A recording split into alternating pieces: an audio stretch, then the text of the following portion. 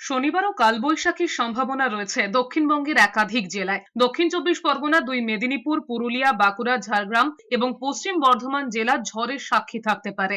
আগামী রবিবার পর্যন্ত কলকাতা সহ দক্ষিণবঙ্গের সব জেলাতেই হালকা থেকে মাঝারি বৃষ্টি এবং 30 থেকে 50 কিলোমিটার পর্যন্ত ঝোড়ো হাওয়া বইতে পারে। সোম এবং মঙ্গলবার কলকাতা সহ সব জেলাতেই বজ্রবিদ্যুৎ সহ বৃষ্টির আশঙ্কা রয়েছে।